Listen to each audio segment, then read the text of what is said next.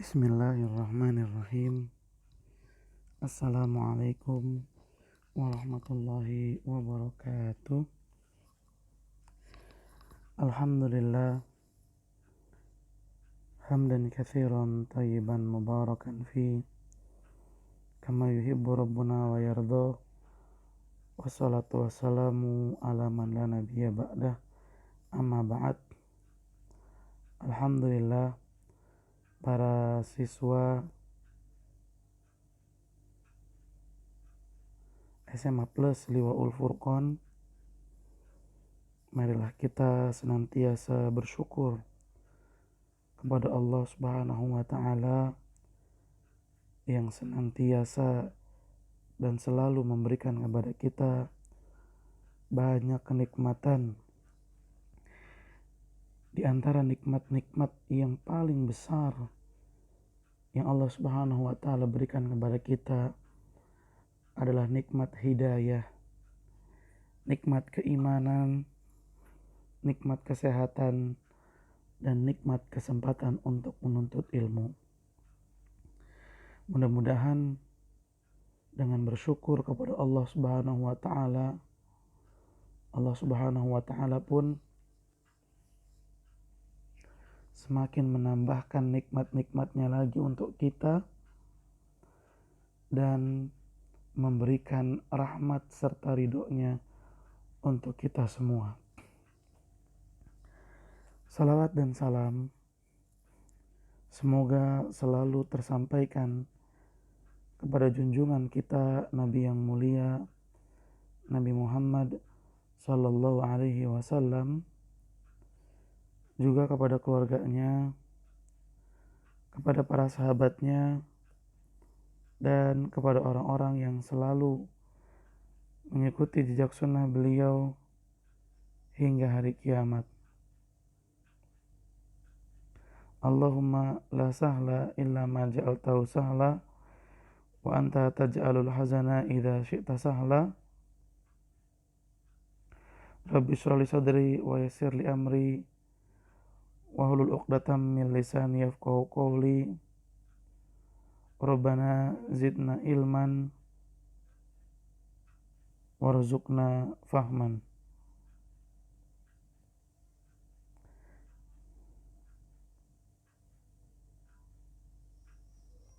Ahibati fillah,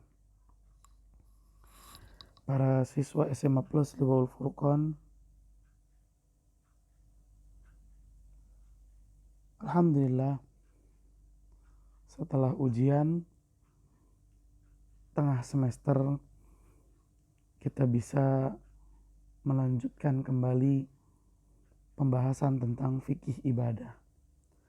Mudah-mudahan nilai dan hasil ujian tengah semester kita semua mendapatkan nilai-nilai yang sempurna, mendapatkan nilai-nilai yang sesuai dengan harapan. Bagi yang mendapatkan nilai baik, nilai sempurna, maka jangan merasa cukup, tapi hendaklah semakin meningkatkan lagi kemampuannya untuk menjadi lebih baik lagi. Karena orang yang beriman adalah orang yang tidak sama antara hari ini dengan hari esok. Tetapi hari esok ia jadikan harus lebih baik daripada hari ini. Dan adapun yang mendapatkan nilai minimal, maka jangan berkecil hati, tapi terus bersemangat, terus berusaha untuk memahami setiap ilmu yang dipelajari. Jangan pernah menyerah, karena kata menyerah tidak ada dalam kamus orang-orang yang beriman kepada Allah. Bahkan Nabi Shallallahu Alaihi Wasallam pun mengatakan, al-mu'minul qawi khairun wa ahab. orang beriman yang kuat fisiknya, kuat mentalnya, kuat semangatnya, kuat kesungguh-sungguhannya, maka ia jauh lebih baik dan lebih dicintai oleh Allah Subhanahu wa Ta'ala. Dan jadikan apa yang telah berlalu sebagai motivasi untuk kita agar bisa menjadi yang lebih baik lagi. Yang sudah jadikan sebagai pelajaran, motivasi, nasihat untuk kita. Dan yang akan datang lebih bersungguh-sungguh lagi.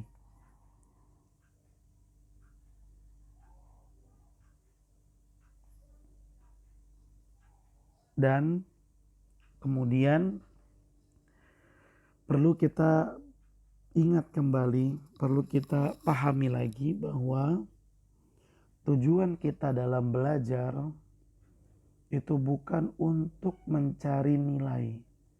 Bukan. Nilai hanya sekedar informasi tentang sejauh mana pemahaman kita terhadap pelajaran. Sehingga dengan informasi dari nilai tersebut, kita pun bisa menakar kemampuan kita.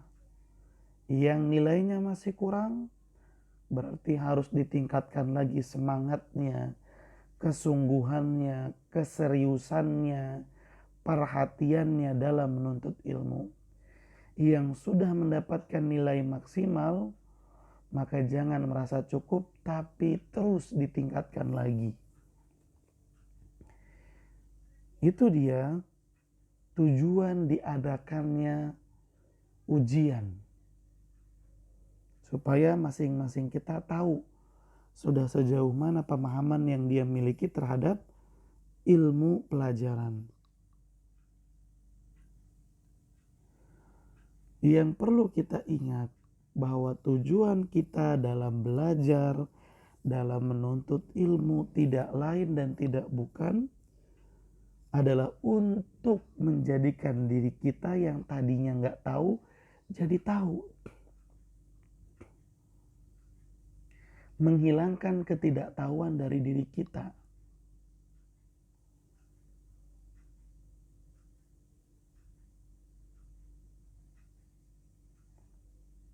Sehingga kita mengerti mana yang diperintahkan sama Allah dan mana yang dilarang oleh Allah Azza wa Jalla. Sehingga dengan ilmu tersebut kita tahu mana jalan hidup yang hak, yang benar, dan mana jalan hidup yang batil, yang salah.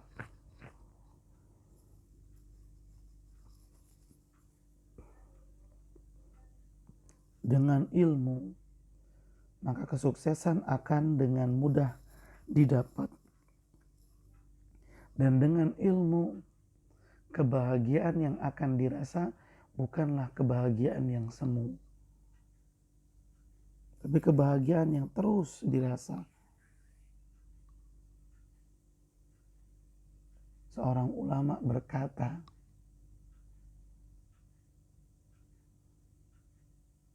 kemaksiatan, kesalahan, pelanggaran, dosa yang sekalipun mendatangkan rasa senang bagi pelakunya, maka ketahuilah rasa senangnya itu adalah rasa senang yang menipu.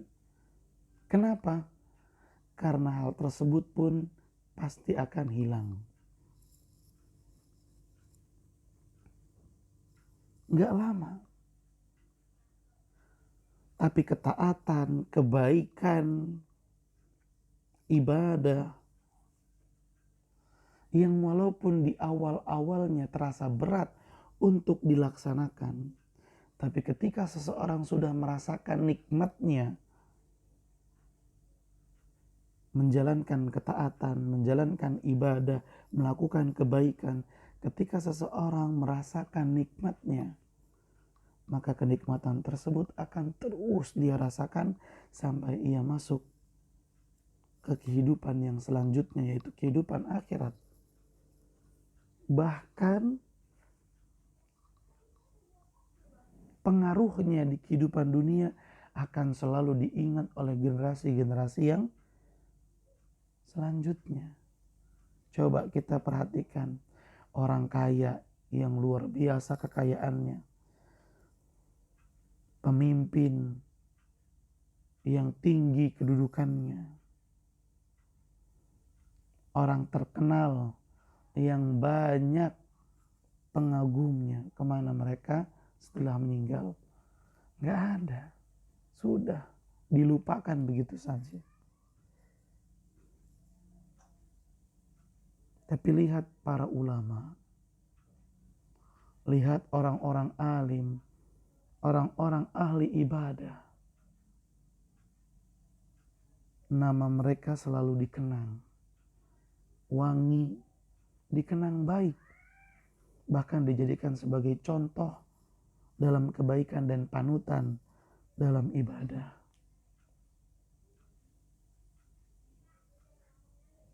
Nah, ini dia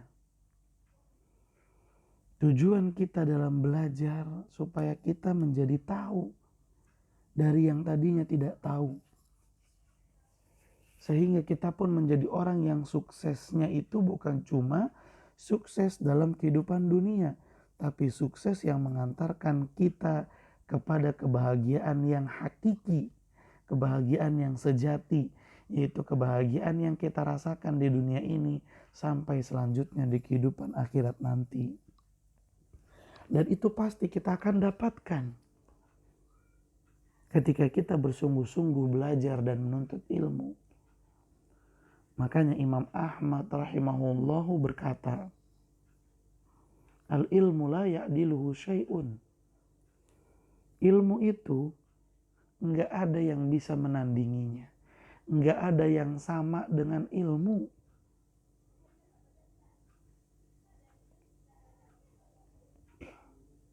Ilmu jauh lebih baik.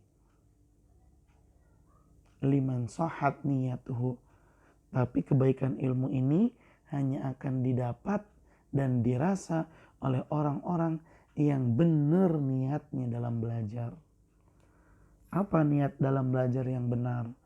Kata Imam Ahmad, seseorang menuntut ilmu dan dia niatkan untuk menjadikan dirinya dari tidak tahu menjadi tahu.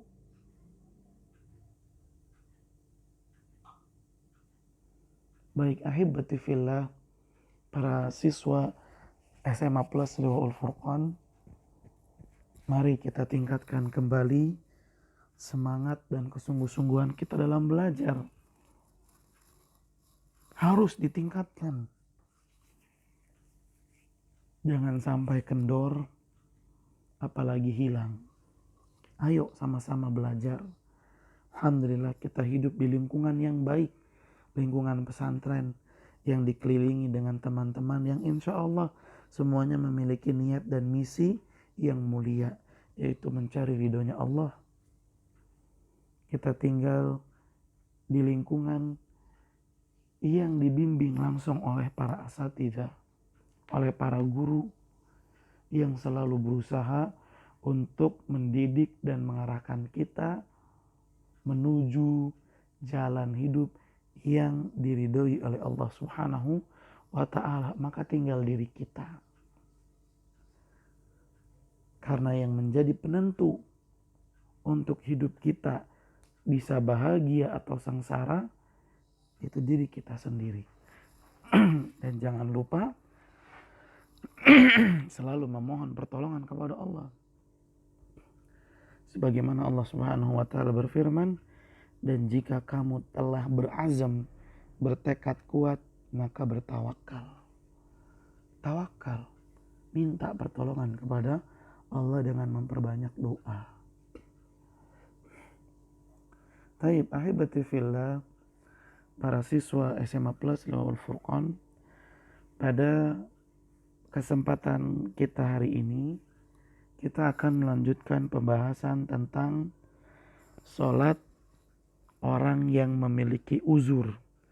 Bagaimana cara sholat orang yang memiliki uzur. Dan di sini, dalam pelajaran ini, kita akan mengetahui apa-apa saja yang termasuk dalam uzur sholat. Ya, uzur itu adalah penghalang di mana seseorang tidak bisa melaksanakan kewajiban secara sempurna. Itu namanya uzur. Seseorang tidak bisa melakukan perintah ibadah dengan sempurna. Baik, agar lebih jelas, yuk kita membuka kitab Fikih Muyassar. Ya, ini dia. Kita baca Al-Babut Tasi'u, bab yang ke-9, fi sholati ahlil a'dzar. Salat orang yang memiliki uzur. Ahli itu artinya orang yang memiliki, a'dzar artinya uzur-uzur. Ahlul a'dzar, orang-orang yang memiliki uzur, humul marda wal musafiruna wal khaifuna alladzina la yatamakkanuna min ada'is sholati. Orang-orang yang memiliki uzur adalah mardo yang pertama, yaitu orang-orang sakit. Wal musafirun, orang-orang yang sedang dalam berpergian jauh. Wal khaifun, dan orang-orang yang dalam keadaan takut. Alladzina la yatamakkanun, di mana mereka tidak bisa min ada'is shalah, mengerjakan sholat. Ala sifatil lati yu'addiha ghairul ma'dzur, tidak bisa melaksanakan sholat seperti sholatnya orang yang tidak memiliki uzur. Artinya orang-orang sakit, orang yang pergi jauh, orang yang dalam keadaan takut, mereka nggak bisa melaksanakan sholat dengan sempurna. Faqad khaffafa syari'u anhum, oleh karena itu pembuat syariat Islam yaitu Allah Azza wa Jalla memberikan keringanan, khaffafa, memberikan keringanan bagi orang-orang yang memiliki uzur. Fayusalluna hasbastita'atihim, sehingga mereka, orang-orang yang memiliki uzur ini, bisa melaksanakan sholat semampu mereka. Namun tetap yang perlu kita pahami baik-baik, sholat tidak boleh ditinggalkan sama sekali maksudnya. Sholat sama sekali tidak boleh ditinggalkan. Mau dalam keadaan sakit, mau dalam keadaan pergi safar, mau dalam keadaan rasa takut, tetap sholat harus dikerjakan. Tidak seperti puasa, kalau lagi sakit boleh ditinggalkan. Tapi kalau sholat nggak ada istilah sholat boleh ditinggalkan. Tetap dikerjain, tetapi pengerjaannya tidak seperti orang yang nggak punya uzur. Tetap dikerjakan semampunya. Walaupun gerakan yang dilakukan dalam sholat tidak sempurna, tapi tetap dikerjakan. Qala Allah Ta'ala, Allah Subhanahu wa Ta'ala berfirman, "Wa ma ja'ala 'alaikum fid dini min haraj." Allah tidak menjadikan kesulitan dalam agama untuk kalian. Jadi dalam menetapkan agama Islam, Allah tidak akan memberikan kesulitan. Maksudnya, segala kesulitan dalam mengerjakan ibadah agama Islam pasti Allah hilangkan. Segala kesulitan itu Allah telah hilangkan dalam menjalankan agama Islam. Itu janji Allah. Makanya dalam beribadah di agama Islam itu nikmat. karena nggak ada beban. Wa qala ta'ala, dan Allah Subhanahu wa taala berfirman, la yukallifullahu nafsan illa wus'aha. Allah tidak akan membebani seseorang di atas kemampuannya. Gak akan. Kenapa? Karena Allah itu maha bijaksana. Manusia aja kalau memberikan tugas tidak sesuai dengan kemampuan seseorang, contoh anak TK diberi beban tugas selevel anak SMP, itu pasti orang yang memberikan tugas dicela karena dia telah memberikan sesuatu lebih dari kemampuan yang dimiliki oleh penerima tugas. Manusia aja tidak baik jika melakukan hal tersebut, apalagi Allah yang maha sempurna, maha bijaksana. Maka Allah gak akan memberikan ujian, gak akan memberikan beban, gak akan memberikan tugas dan kewajiban melebihi kemampuan hamba-hambanya. Tidak akan mungkin. Wa qala ta'ala, dan Allah Subhanahu wa taala berfirman, fattaqullaha mastata'tum, bertakwalah kalian kepada Allah semampu kalian. Fa kullama wujidatil masyaqqatu wujidatit taisiru. Oleh karena itu, setiap kali ada kesulitan pasti ada kemudahan. Nah, 3 ayat tadi, ahibati fillah, semuanya menerangkan bahwa syariat Islam itu mudah. Ingat, mudah itu bukan ngeremehin ya, bukan ngegampangin, enggak. Kalau ngegampangin sama ngeremehin itu seperti orang yang sehat walafiat tapi sholatnya ditunda-tunda. Orang yang sehat walafiat tapi malas untuk baca Quran, namanya meremehkan. Tidak seperti itu. Ya, kemudahan di sini adalah seseorang boleh melakukan sholat semampu dia. Kalau dia sholat bisanya duduk, silahkan, gak apa-apa. Baik, selanjutnya kita masuk ke pembahasan. Hamzah, kaifiyatu sholatil marid, cara sholat orang yang sakit. Wal maridu, orang yang sakit itu, huwallazi i'tallat sihhatu badanihi, adalah orang yang i'tallat sihhatu badanihi, terganggu kesehatan badannya. Sawa'un kana dzalika kulliyan au juz'iyan, baik terganggu kesehatan badannya itu secara menyeluruh semua badannya, au juz'iyan atau sebagiannya saja.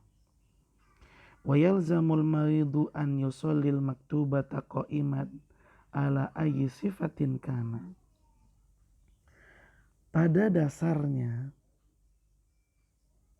orang yang sakit tetap wajib melaksanakan sholat fardu 5 waktu dengan cara berdiri semampu dia. Ini pada dasarnya ya. Pada dasarnya orang yang sakit sekalipun tetap sholat wajibnya, sholat 5 waktunya itu dilaksanakan dengan berdiri semampu dia. Walau ala hayatir raqi,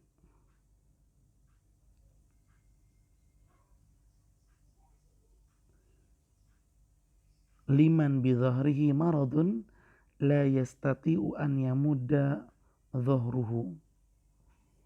Walaupun dia berdirinya itu seperti orang ruku, ya, nggak tegak lurus, tapi kayak orang ruku membungkuk, yaitu orang yang di dhahrihi, di punggungnya, maradun, ada rasa sakit, rasa nyeri. La yastati an yamudda dhahruhu, sehingga punggungnya itu nggak bisa tegak lurus. Au mustanidan ila jidarin au amudin au ala asa, atau berdirinya sambil senderan ke tembok, ke tiang, atau bertumpu dengan tongkat. Ya, ini pada dasarnya orang yang sakit tetap sholat 5 waktunya sambil berdiri semampu dia. Liqaulihi sallallahu alaihi wasallam, hal ini berdasarkan sabda Nabi sallallahu alaihi wasallam, "Idza amartukum bi amrin fa'tu minhu mastata'tum." Jika saya memerintahkan kalian untuk melakukan sesuatu, maka lakukanlah hal tersebut mastata'tum, semampu kalian. Berusaha dulu semampunya. Fa in lam yastati faqaidan. Nah, tapi kalau orang yang sakit itu benar-benar gak mampu buat berdiri, berbahaya bagi kesehatannya kalau dia maksain buat berdiri, maka dia boleh sholat qaidan sambil duduk. Boleh. Fa in lam yastati fa'ala janbihi. Bahkan kalau dia gak bisa duduk sholatnya, dia boleh sholat sambil tiduran miring ke kanan.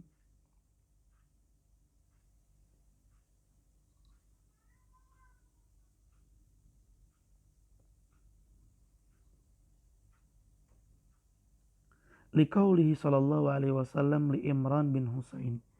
Hal ini berdasarkan sabda Nabi sallallahu alaihi wasallam kepada Imran bin Husain. Shalli qa'iman, salatlah engkau dengan berdiri. Fa illam tastati faqaidan, tapi kalau kamu enggak bisa salat sambil berdiri, silakan salatnya sambil duduk.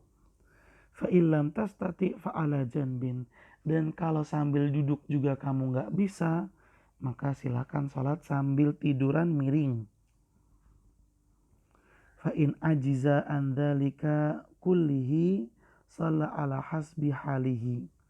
Tapi kalau udah nggak bisa sama sekali, berdiri nggak bisa, duduk nggak bisa, tiduran miring nggak bisa, maka dia boleh sholat semampu dia. Terlentang misalnya, sholat sambil terlentang boleh. Liqaulihi ta'ala, karena Allah subhanahu wa ta'ala berfirman, fattaqullaha mastata'tum, bertakwalah, laksanakanlah perintah Allah semampu kalian. Wala tasqutu sholatu anil maridi madama aqluhu tabitan. Sholat tidak akan pernah gugur bagi orang yang sakit. Artinya orang yang sakit tetap harus ngerjain sholat. Gak ada istilahnya, udah gak apa-apa gak usah sholat dulu. Gak ada. Orang yang sakit tetap wajib sholat. Madama aqluhu tabitan. Selama kesadaran dia itu ada, selama dia sadar, maka dia wajib sholat. Hatta lau shollaha bil ima. Sekalipun dia sholatnya itu hanya dengan isyarat.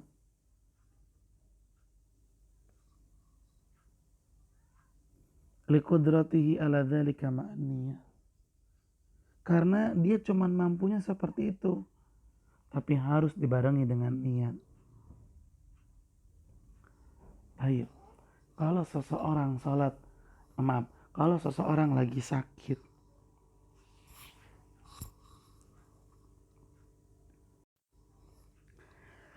maka pada dasarnya dia harus sholat sambil berdiri, semampu dia.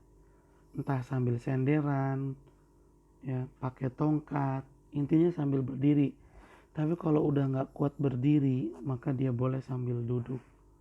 Gak bisa duduk, boleh tiduran miring. Gak bisa tiduran miring, boleh terlentang. Sambil menggerakkan tangannya, takbirnya, bersedekapnya, sambil tiduran. Dan kalau dia ruku, dia takbir, hatinya yang menandakan kalau dia ruku, walaupun badannya masih terlentang di atas tempat tidur, tapi hatinya dia menentukan kalau dia saat ini sedang ruku. Bahkan kalau seseorang udah gak bisa bergerak, maka dia boleh sholat dengan gerakan matanya. Jadi tangannya gak bisa diangkat. Allahu Akbar, matanya kedip. Sedang bersedekap. Allahu Akbar, matanya kedip lagi. Dia ruku. Sami Allahu liman hamidah, kedip lagi, dia menandakan dia sedang iktidal. Seperti itu, intinya semampu dia.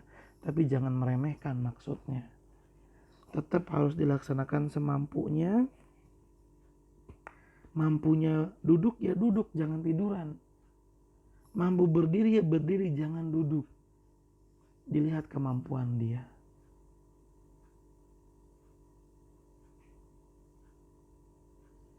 Dan yang perlu digarisbawahi, sholat tetap harus dilaksanakan bagi orang yang sakit. Sehingga gak ada istilah sholatnya ditinggalkan karena lagi sakit, gak ada. Baik.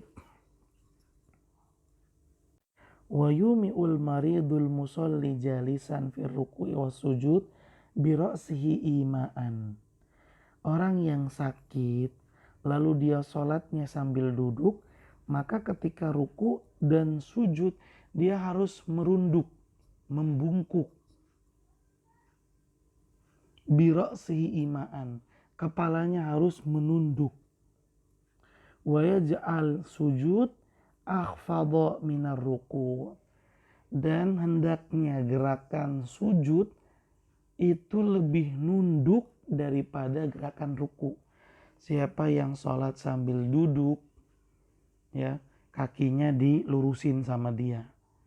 Kemudian dia sambil senderan bantal di belakang pundaknya. Maka ketika dia ruku, dia nunduk. Ya, ibarat kalau jam, dia seperti jarum pendek di angka 1, merunduk. Itu untuk ruku. Dan ketika untuk sujud, dia lebih nunduk lagi. Seperti jam di angka 2. Lebih menunduk lagi. فَإِذَا عَجِزَ عَنِ الْإِمَاءِ بِالرَّأْسِ أَوْ مَعَ بِعَيْنِهِ. Kalau orang yang sakit sambil duduk ini gak bisa menunduk, punggungnya sakit, gak kuat kalau nunduk, maka dia boleh pakai isyarat aja. Allahu Akbar, punggungnya tetap lurus, tapi niat dalam hatinya dia lagi ruku. Sami Allahu liman hamidah. Allahu Akbar, punggungnya tetap tegak lurus, tapi dalam hatinya dia berniat sedang sujud. Itu boleh. Ini dia tata cara salat orang yang sakit. Baik, selanjutnya kita masuk ke uzur kedua. Uzur yang kedua. Uzur yang keduanya adalah salatul musafir wa tashtamilu ala, ya, cara salat orang yang sedang pergi safar. Dan dalam pembahasan ini itu mencakup beberapa permasalahan. Awalan, yang pertama, qasrus sholati rubaiyah, meringkas, mengkosor salat yang 4 rakaat. Wa fihi masail. Dalam pembahasan ini ada beberapa yang akan dikaji. Al-mas'alatul ula, permasalahan pertama yang akan dikaji, fi hukmil qasri, hukum meringkas salat, hukum mengkosor salat. La khilafa baina ahli ilmi fi masyru'iyati qasri salati rubaiyati lil musafir. Tidak ada perbedaan pendapat baina ahli ilmi, antara para ulama. Tidak ada perbedaan pendapat antara para ulama dalam hal disyariatkannya mengkosor salat yang 4 rakaat bagi orang yang sedang pergi safar. Dengan kata lain, para ulama semuanya sepakat setuju bahwa mengkosor atau meringkas salat yang 4 rakaat bagi orang musafir itu memang ada dalam agama Islam. Wa dalilu dzalika, dan dalil Yang menjadi dasar qasar salat adalah Al-Quran, was-sunnah, wal-ijma. Dalilnya ada 3. Dalil dari Al-Quran, dalil dari hadis, dan kesepakatan para ulama atau yang dikenal dengan ijma. Amal Quran, adapun dalil dari Al-Quran, faqauluhu ta'ala, yaitu firman Allah Subhanahu wa taala, wa idza darabtum fil ardi falaisa 'alaikum junahun. Jika kalian sedang berpergian, falaisa 'alaikum junah, maka tidak berdosa. Antak suru minas sholati, tidak berdosa kalau kalian mengqasar sholat. Artinya jika kalian sedang pergi safar, kalian boleh mengqasar sholat. In khiftum ayyaftinakumul ladzina kafaru.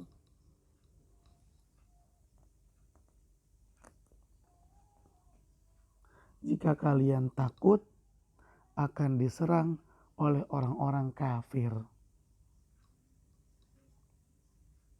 Wal qasru jaizun fis safari fi halil khawfi wa ghairihi.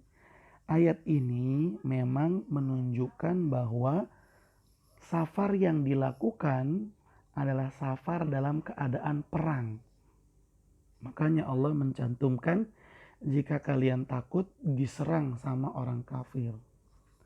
Tetapi ya, mengqasar sholat itu boleh hukumnya baik dalam safar peperangan dan dalam safar yang bukan dalam keadaan perang. Boleh mengqasar sholat juga. Qasar sholat boleh dalam safar perang atau safar bukan perang, boleh. Faqad qala an-nabiy sallallahu alaihi wasallam lamma su'ila anil qasri wa qad aminan nasu. Karena Nabi sallallahu alaihi wasallam pernah ditanya tentang mengqasar salat, padahal pada saat itu keadaan sedang aman, tidak ada peperangan. Sadaqatun tasaddaqallahu biha alaikum. Nabi bersabda, mengqasar salat itu adalah sedekah, adalah pemberian dari Allah untuk kalian. Itu hadiah dari Allah untuk kalian. Itu pemberian dari Allah untuk kalian. Faqbalu sadaqatahu, maka terima. Terima pemberian Allah itu, yaitu dengan menjalankan qasar salat. Makanya yang lebih utama ketika safar itu, walaupun seseorang mampu melaksanakan sholat dengan sempurna 4 rakaat, tapi yang lebih baik adalah dia mengqasar sholat. Karena Nabi mengatakan, terimalah pemberian Allah. Wali anna nabiyya sallallahu alaihi wasallam wa khulafa'ahu dawamu alaihi. Dan juga karena Nabi sallallahu alaihi wasallam serta para khalifah Abu Bakar, Umar, Utsman dan Ali, mereka semua senantiasa mengqasar salat. Fa'an ibni Umar radhiyallahu anhuma, dari Ibnu Umar radhiyallahu anhuma qala, beliau berkata, inni sahibtu Rasulullah sallallahu alaihi wasallam fi safar. Saya pernah menemani Rasulullah sallallahu alaihi wasallam dalam safar. Falam yazid ala rak'ataini. Beliau sholatnya 2 rakaat. Ya, beliau melaksanakan sholat yang 4 rakaat, yaitu zuhur, asar dan isya. Beliau lakukan cuma 2 rakaat doang. Hatta qabadahullah. Dan beliau lakukan itu seterusnya sampai beliau meninggal dunia. Wa sahibtu Aba Bakrin. Lalu kata Ibnu Umar, saya juga pernah menemani Abu Bakar. Falam yazid ala rak'ataini hatta qabadahullah. Dan sama Abu Bakar juga ketika safar, sholat yang 4 rakaat beliau laksanakan 2 rakaat saja. Dan itu beliau selalu lakukan sampai beliau meninggal dunia. Thumma dzakara Umar wa Utsman radhiyallahu anhum. Kemudian Ibnu Umar juga mengatakan yang sama dengan Umar dan Utsman. Warawa Ahmad an Ibni Umar marfu'an. Dan dalam hadis yang diriwayatkan oleh Imam Ahmad dari sahabat Ibnu Umar, innallaha yuhibbu an yu'ta rukhasuhu kama yakrahu an tu'ta maksiyatuhu. Ketahuilah sesungguhnya Allah itu senang jika keringanan yang Allah berikan itu dilaksanakan oleh para hambanya. Ini sekali lagi dalil juga nih yang menunjukkan kalau mengqashar sholat dalam safar itu lebih baik daripada sholatnya 4 rakaat. Sekali lagi ketahuilah sesungguhnya Allah suka jika keringanan yang Allah berikan itu dilaksanakan oleh hambanya. Sebagaimana Allah benci jika kemaksiatan dilakukan oleh hambanya. Wa ammal ijma, adapun dalil dari ijma, fal qasru minal umuril ma'lumati minad dini bid-darurati.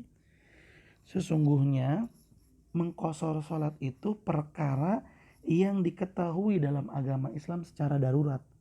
Maksudnya orang yang awam pun tahu tentang qashar salat. Wa qad ajma'at alaihil ummah, dan umat Islam bersepakat bahwasana qashar salat itu termasuk dalam ajaran Islam. Wa ala hadza, oleh karena itu, fal muhafadzatu ala hadhihi sunnah wal akhdhu bihadhihi rukhsati aula wa afdal min tarkiha.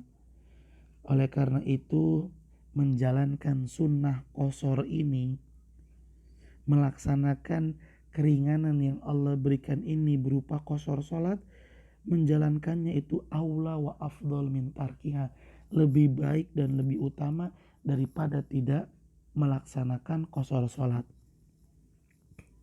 Bal kariha ba'du ahlil ilmi al-itmam fi safari, bahkan sampai ada sebagian ulama yang menyatakan orang yang pergi safar jika dia menyempurnakan sholat 4 rakaat menjadi 4 itu hukumnya makruh. Menyempurnakan sholat yang 4 rakaat dengan 4 rakaat maksudnya gini, sholat zuhurnya dia 4 rakaat padahal lagi safar, asarnya juga 4 rakaat, isanya juga 4 rakaat. Sebagian ulama menyatakan itu makruh karena dalam safar kita sholat yang 4 rakaatnya bukan 4 lagi tetapi 2 rakaat, dan ini yang lebih utama. Wa dzalika li syiddati mudawamatin Nabi sallallahu alaihi wasallam wa ashabi ala hadhihi sunnah. Dan hal itu juga karena berdasarkan perbuatan Nabi di mana Nabi dan para sahabatnya selalu melaksanakan rukhsah dan sunnah ini. Wa anna dzalika kana hadyuhul mustamiru daim, dan juga karena mengqashar salat itu termasuk petunjuknya Nabi Muhammad SAW yang akan selalu ada selamanya. Jadi kalau kita sedang safar, walaupun kita mampu sholat 4 rakaat, maka yang lebih utama itu sholatnya 2 rakaat saja. Taib. Al-mas'alatu tsaniyah, permasalahan yang kedua, fi tahdidi shalatil lati yajuzu fiha al-qasru, yaitu batasan sholat yang boleh untuk dikosor. Batasan sholat yang boleh untuk dikosor. Maksudnya sholat yang boleh dikosor itu sholat apa aja, kan sholat ada 5 waktu tuh ya, zuhur, asar, maghrib, isya, subuh. Yang mana yang boleh dikosor? As-shalatul lati yajuzu fihal qasru hiya salatu rubaiyatu. Sholat yang boleh dikosor, boleh diringkas adalah sholat rubaiyah. Sholat yang rakaatnya itu ada 4. Wahiyya salatu zuhri wal asri, yaitu sholat zuhur dan sholat asar. wal isya serta salat isya.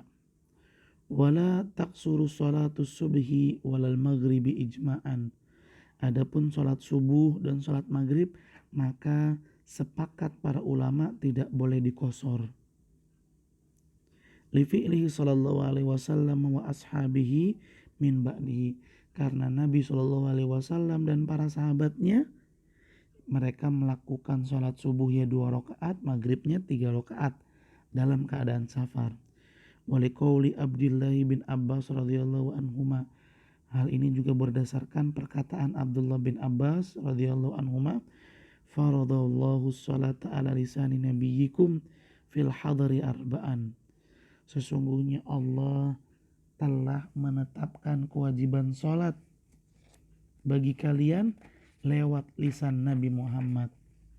Allah telah mewajibkan sholat bagi kalian lewat lisan Nabi Muhammad sallallahu alaihi wasallam, yaitu 4 rakaat saat sedang mukim, ya, tidak pergi safar, dan 2 rakaat ketika sedang safar. Ini kewajiban berarti. Ya, mengqashar salat itu termasuk ketetapan Allah yang berlaku pada salat 4 rakaat. Karena Abdullah bin Abbas mengatakan arba'an, 4 rakaat dalam keadaan mukim, sedangkan dalam keadaan safar jadi 2 rakaat. Fadalla ala anna rubaiyata hiyal maqsudah. Nah, dari dalil ini jelas bahwasanya salat yang boleh dikosor adalah salat yang rakaatnya ada 4. Al-mas'alatu tsalitsatu, permasalahan yang ketiga, fi hadis safar, batasan safar, alladzi taqsuru fihi salatu wa nau'uhu, batasan safar yang boleh untuk mengqashar salat dan apa jenis safarnya. Maksudnya adalah berapa jarak tempuh dalam safar yang membolehkan seseorang untuk mengqashar salat. Dan safarnya ini safar apa? Apa semua safar membolehkan seseorang untuk mengqashar salat atau hanya safar-safar tertentu saja? Karena safar itu kan banyak macamnya, ya. Safar untuk cari nafkah, safar untuk menuntut ilmu, safar silaturahmi, safar nonton konser, safar untuk, ya, bermaksiat. Ini yang mana? Baik, kita simak. Hadus safaril ladzi taqsuru fihi salatu sittata asyara farsakhan takriban. Batasan safar, batasan jarak tempuh safar yang membolehkan untuk mengqashar salat adalah 16 farsakh. Jaraknya 16 farsakh. Ini satuan ukuran di zaman Nabi SAW. Wahia arba'atu burudin. 16 farsakh itu sama dengan 4 burud.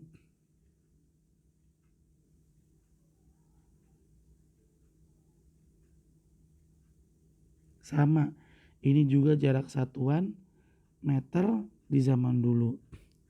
Wabil amyal, jika diukur dengan ukuran mil, maka jaraknya itu tsamaniyatu wa arba'una milan, yaitu 84 mil. Wa huwa ma yuqaribu, yaitu kira-kira tsamanina kilometron, kira-kira 80 kilometer. Berarti jarak tempuh safar yang membolehkan seseorang untuk mengqashar salat jika jarak tempuhnya itu 80 km. Wahya yaumani qasidan fi zamanin mu'tadilin bisairil athqali wa dabibil aqdami. Jika 80 km ini dihitung dengan waktu, maka waktunya itu adalah 2 hari perjalanan normal di waktu yang normal, berjalan dengan bawaan berat dan langkah kaki yang pelan. Ya, 80 km itu kalau sambil jalan kaki ini mah, ya. Kalau sambil jalan kaki bawa barang yang normalnya orang pergi safar dengan jalan kaki, dalam cuaca udara yang normal, gak panas, gak kedinginan, maka 80 km itu akan ditempuh selama waktu 2 hari.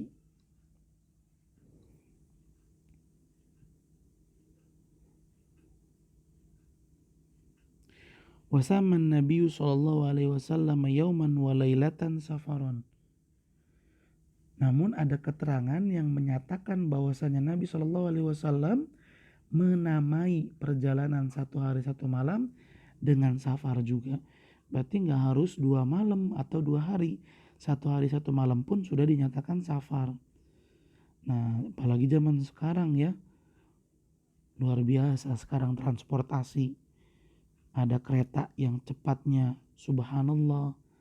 Ada pesawat yang masya Allah kecepatannya. Jarak jauh pun bisa ditempuh dengan waktu jam-jaman aja. Wa kana Ibnu Abbas wa Ibnu Umar yuqassirani wa yuftirani fi arba'ati burudin.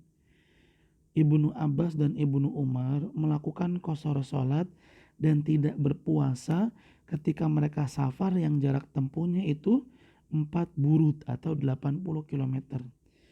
Wahia sitata asyara farsakhan. Yang tadi disebutkan kalau dengan satuan jarak zaman dulu disebut dengan 16 farsakh. Jadi bagaimana nih nentuin safar? Kalau dengan jarak 80 km, kalau dengan waktu 1 hari 1 malam. Maka para ulama ada yang menyatakan amannya dalam menentukan safar atau bukan dikembalikan kepada masyarakat setempat. Tanya, kira-kira kalau dari sini ke Bandung tuh safar apa bukan? Oh iya safar. Kalau masyarakat setempat menyatakan safar ya udah safar. Sekalipun misal ke Bandungnya naik kereta cepat.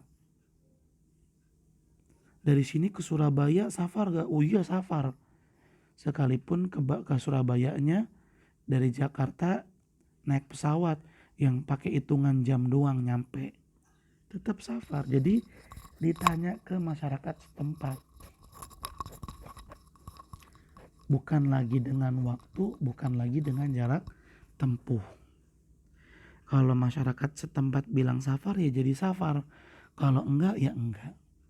Ini disebut dengan hukum uruf. Hukum yang diambil dari pendapat masyarakat setempat.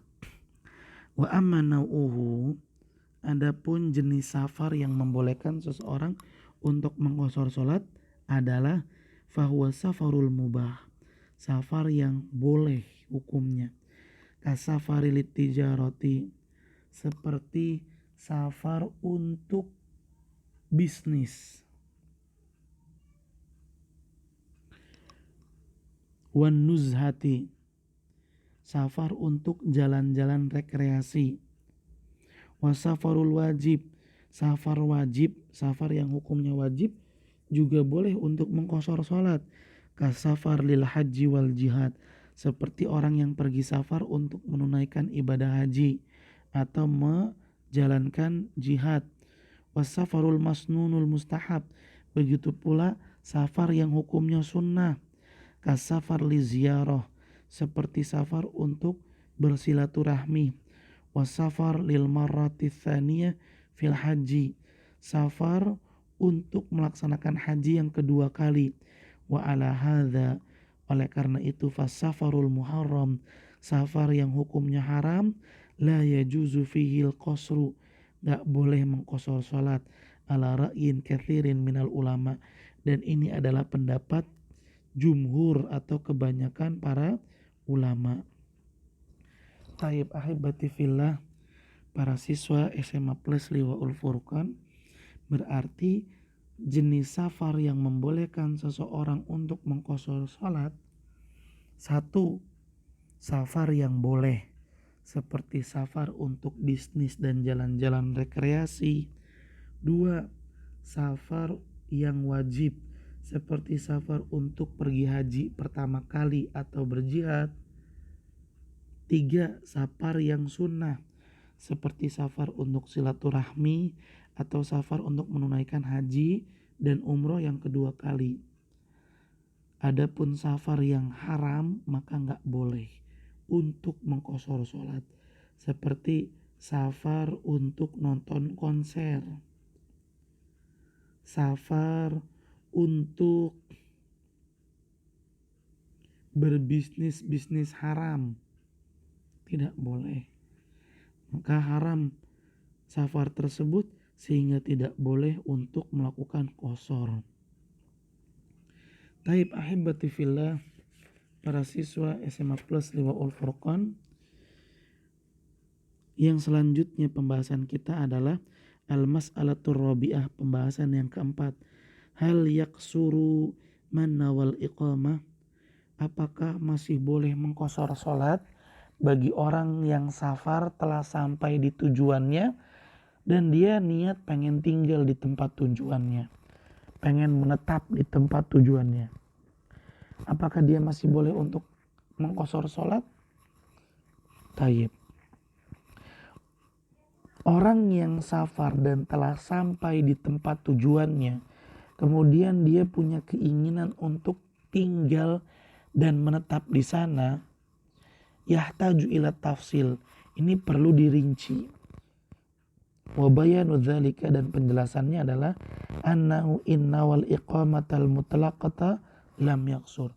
Kalau dia berkeinginan untuk tinggal dan nggak tahu kapan dia pulang, saya pengen di sini dulu, pengen tinggal di sini dulu, dan nggak ada di dalam hatinya 3 hari, 4 hari, atau seminggu atau sebulan, pokoknya dia pengen tinggal aja, nggak menentukan sampai kapan, maka dia nggak boleh mengqashar sholat.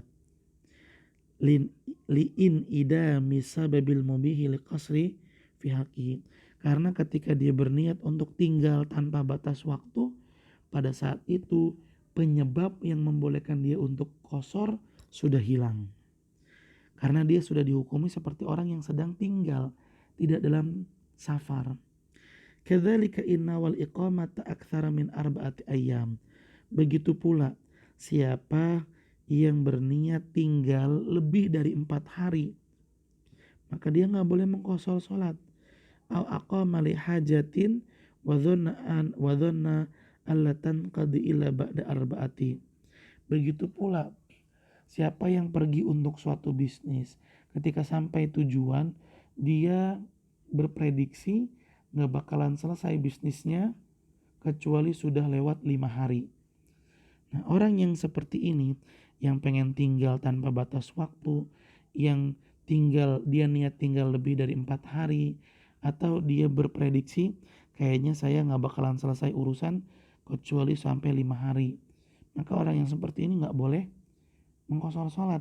Sekalipun orang yang memprediksi tugasnya baru selesai setelah 5 hari, ternyata baru 2 hari udah selesai, dia tetap harus melaksanakan sholat tanpa qashar, karena berpegang dengan prediksinya itu.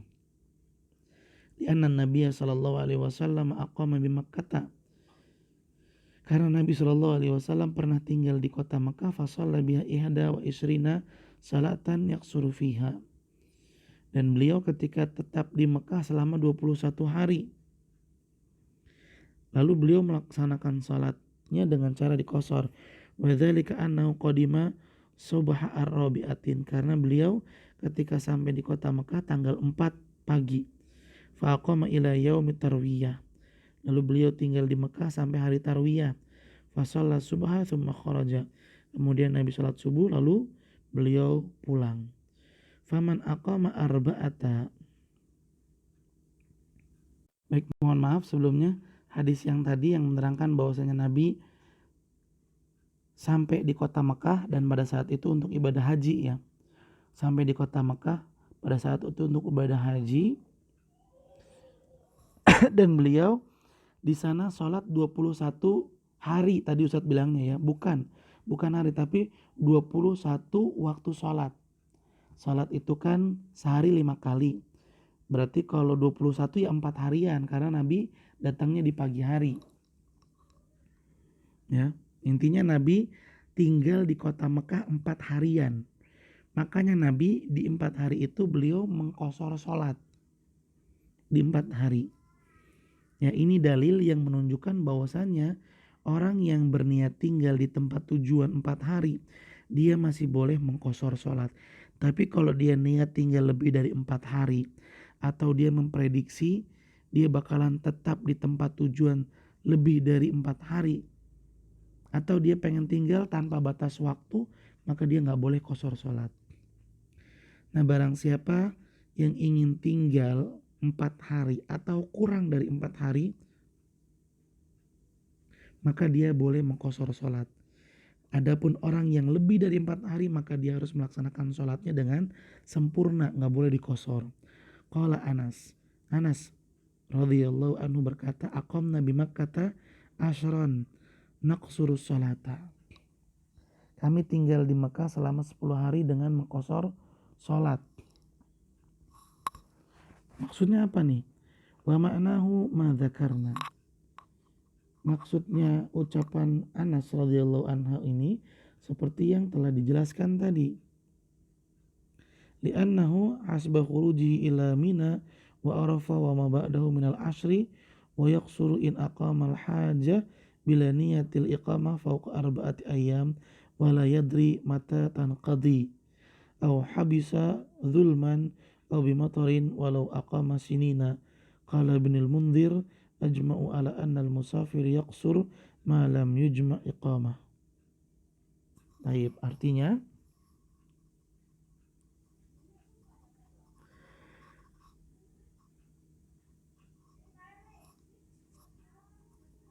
musafir itu tetap mengqashar sholat, boleh mengqashar sholat bila dia tinggal karena sebuah hajat tanpa berniat untuk tinggal menetap lebih dari 4 hari.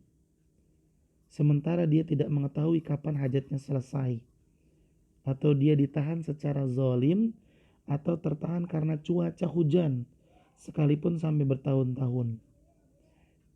Al-Imam Ibnul Munzir berkata, para ulama bersepakat bahwa orang yang safar boleh mengqashar salat selama tidak berniat tinggal. Jadi gini ikhwan, siapa yang telah sampai di tempat tujuannya, maka dia boleh mengqashar salat selama gak ada niat pengen tinggal tanpa batas waktu, atau selama gak ada niat ingin tinggal lebih dari 4 hari, atau selama dia tidak memprediksi kalau tugasnya di tempat tujuan itu baru selesai setelah 4 hari.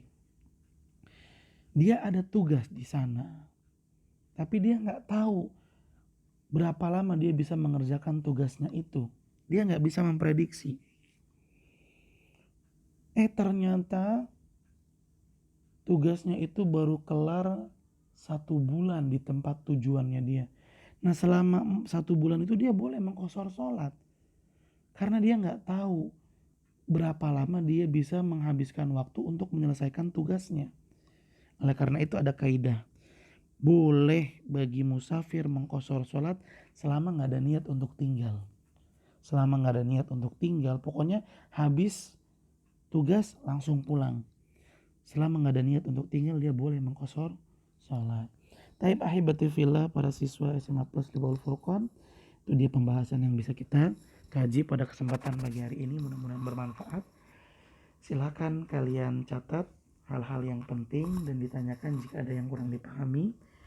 Terima kasih banyak atas perhatiannya. Mohon maaf apabila ada kekurangan dan kesalahan. Mari kita akhiri dengan membaca doa kafaratul majlis. Subhanakallahumma wa bihamdika asyhadu an la ilaha illa anta astaghfiruka wa atubu ilaik. Billahi taufiq wal hidayah. Assalamualaikum warahmatullahi wabarakatuh.